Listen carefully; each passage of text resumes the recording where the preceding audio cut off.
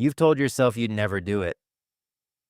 If someone in a position of power asked you to hurt another person, you'd refuse. You're not that kind of person. But the truth is far stranger and far more uncomfortable than you think. In 1961, a psychologist at Yale set out to answer a question that had haunted the world since the end of World War II.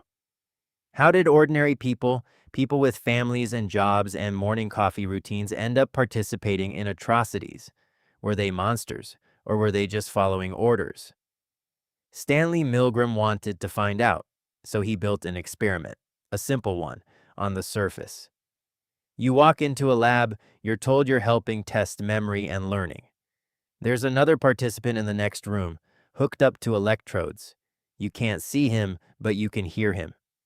Your job is simple. Read a list of word pairs, and every time he gets one wrong, you press a button. Each wrong answer increases the voltage. 15 volts, 30, 75. You hear him grunt, then groan. Then, past a certain point, he starts screaming for you to stop. A man in a lab coat stands beside you, calm, detached. He says 4 words. Please continue the experiment. Here's what should unsettle you. The man in the next room wasn't real. No one was being shocked. He was an actor, and the screams were a recording. But you didn't know that. Neither did the people in Milgram's actual study. And when the switch reached 450 volts, the maximum, past the label that read danger severe shock, something happened that changed psychology forever. 65% of participants went all the way to the end. Not because they were cruel, not because they wanted to hurt anyone. Many of them were sweating, shaking, begging the experimenter to let them stop. Some laughed nervously, a strange human response to unbearable stress. But they kept pressing the button. Why? Milgram's answer was unsettling in its simplicity. Once you hand your judgment over to an authority figure, you stop seeing yourself as the author of your actions. You become, in his words, an agent carrying out someone else's will. The responsibility shifts in your mind from you to them. You're just following instructions. You're just doing your job. This wasn't an isolated finding.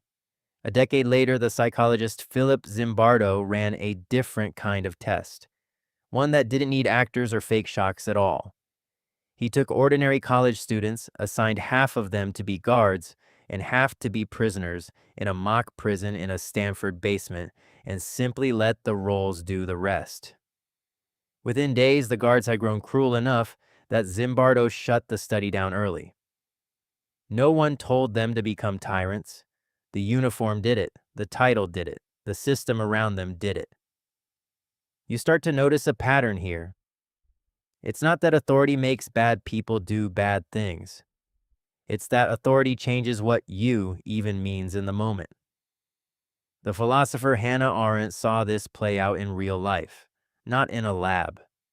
She covered the trial of Adolf Eichmann, a chief architect of the Holocaust, expecting to see a monster in the courtroom. Instead, she saw a bureaucrat, bored, procedural, obsessed with paperwork and promotions.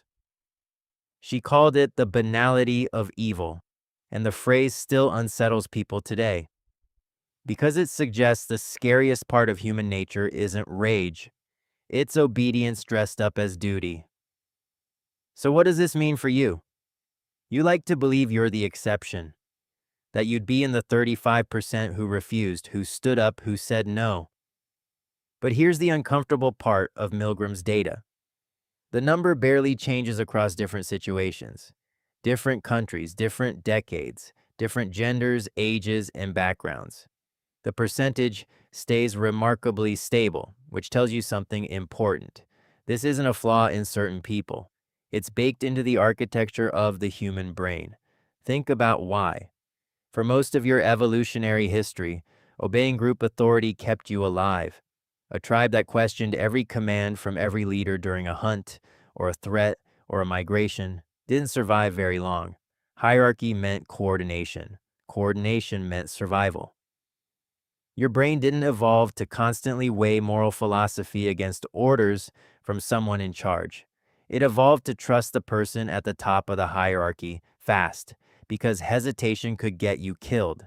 That instinct never left you. It just changed clothes. You feel it every day in smaller, quieter versions. The employee who stays silent when a manager makes an unethical call. The bystander who assumes someone else will step in.